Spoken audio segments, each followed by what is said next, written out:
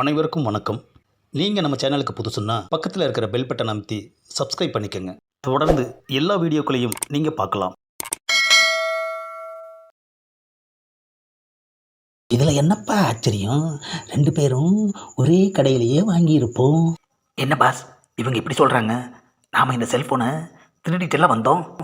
டேய், ஒருவேளை நாம் திருடிட்டு மிச்சம் வச்சதை இவனுங்க திருடியிருப்பாங்கன்னு நினைக்கிறேன். அது சரி, இந்த காலத்தில் யார் யோக்கியமாக இருக்காங்க?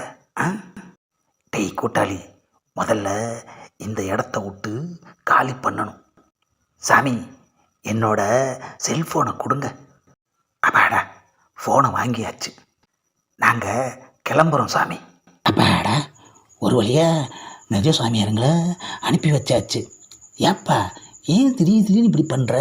தேவையில்லாமல் பேசுகிற, செல்ஃபோனெல்லாம் வாங்கி பார்க்குற. தோணிச்சு, அதான் பேசினேன், அதான் வாங்கி பார்த்தேன். போதுமா? என்னத்த தோணுமோ போ. முதல்ல என் ஃபோனை கொடுப்பா. என்னது, மறுபடியும் ஃபோன் மணி அடிக்குது? ஹலோ பாஸ், நான் தான் பாஸ் பேசுகிறேன். என்ன அது, நம்மளை போய் பாஸ்ன்னு சொல்கிறான்? என்ன சொல்கிறான்னு கேட்போம்.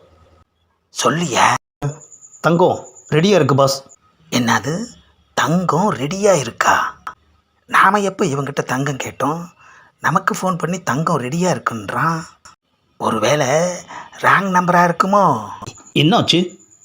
ஏப்பா, எவனோ என்ன பாசுன்னு கூப்பிட்றான், தங்கம் ரெடியாக இருக்குன்றான். எனக்கு ஒன்றுமே புரியலையா? என்னப்பா நீ யோசிக்கிற? ஃபோனை எங்கிட்ட கொடு. இந்தப்பா, நீங்கள் பேசு. ஹலோ, யார் வேணும்? நீங்கள் சொன்ன மாதிரியே தங்கம் கொண்டு வந்துட்டேன். நான் எப்படி எங்கே பாஸ் கொண்டுட்டு வர்றது? கொஞ்ச நேரம் கழித்து ஃபோன் பண்ணு, சொல்கிறேன். ஓகேவா? ஆஹா, இவன் என்ன எல்லாமே தெரிஞ்ச மாதிரி பேசி முடிச்சிட்டான். ஏப்பா, உன் சொந்தக்காரனா? நீ பாட்டுக்கு பேசிட்டு ஃபோனை கட் பண்ணிட்ட. சொந்த காலும் இல்லை, பந்த காலும் இல்லை. வேற யாரு? நான் ஏன் சாமியாருங்க கிட்ட பேசினேன், ஏன் அவங்க ஃபோனை வாங்கி பார்த்தேன்னு இப்போ தானே நீ ஒரு மாதிரி சொன்ன. ஆமாப்பா ஆமாப்பா.